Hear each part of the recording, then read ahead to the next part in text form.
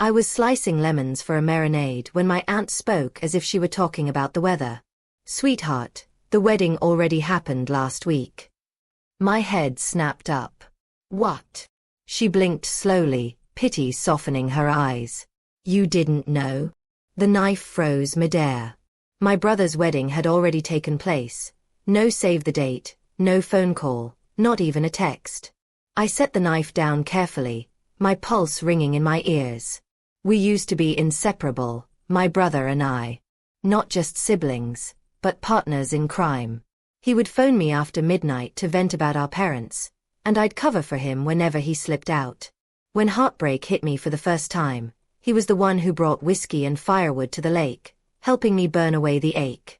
When Claire entered his life, I was the first person he introduced her to. He said she was serious. She hugged me like she already belonged in our family, and I welcomed her without hesitation. I didn't notice the sharp edge she hid behind that smile. The changes came quietly. His calls grew shorter, then stopped altogether. He was always too busy for family dinners.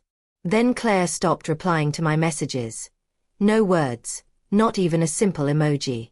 But the real blow came when I stumbled on an Instagram story that was deleted almost instantly. A champagne toast, a blurred white dress, my brother beside Claire. The caption read, "The best day of our lives, RL." The date stamped beneath it was 7 days past. 7 days. I didn't scream, didn't call, didn't beg for an explanation. Feelings are snares. I've watched people collapse into them. Instead, I stared at the screen until the silence pressed down like smoke, and I began making a list. Cut ties. Gather leverage. Wait for them to need something. Smile. Say no. It didn't take long. 33 days later, Claire's message appeared on my phone. "Hey, hope you're doing well. We were thinking of spending a weekend at the lake house before the baby comes. Just us two. Would that be okay?" A baby. That explained the sudden rush into marriage. The lake house was mine. My inheritance from our grandfather.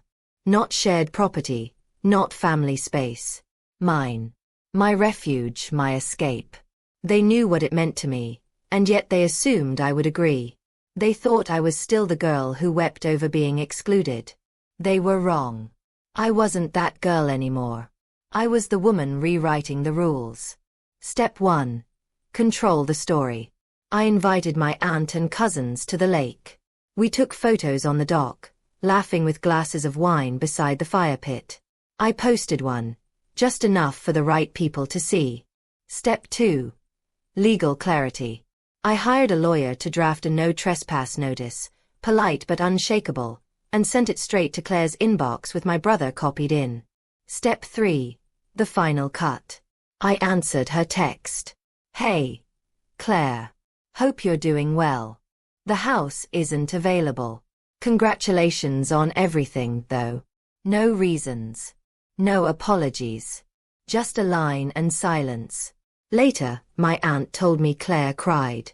My brother raged. They called me selfish. Perfect. The confrontation arrived the next week, unannounced. I expected it. When the doorbell rang, I opened slowly, coffee in hand, steady as a frozen lake. "You weren't invited because we didn't think you'd come," Claire blurted out, defensive, one hand resting protectively over her stomach. My brother stayed silent, his jaw tight. His quiet said more than any words. "You didn't think I'd come?" I repeated evenly. "So you didn't bother to ask?" She hesitated. It was small, last minute. "Just family." "I am family," I said. "Don't do this," my brother finally muttered. "You're blowing it out of proportion." "No," I cut him off. "You already did. You chose your path. Now I've chosen mine." Claire's mouth opened, then closed. My brother's voice broke the silence. "So you're really not letting us use the house?" I raised my cup, took a calm sip. "You didn't think I was worth inviting to your wedding. Why would you think I'd open my home?" He looked at me like he didn't recognize who I was anymore. "Good. The loyal, forgiving version of me had died the day my aunt told me what they hadn't dared to say themselves. They turned and left without another word. I watched from the porch, the wind shifting through the trees like quiet applause. That night, I stood at the water's edge. The lake mirrored the sky, perfectly still. I didn't crave loud revenge. I only needed the quiet that follows betrayal. They celebrated a wedding without me. I gave them a lifetime without access. Justice doesn't always roar. Sometimes it's nothing more than a locked door and the silence of your name never spoken where it once mattered.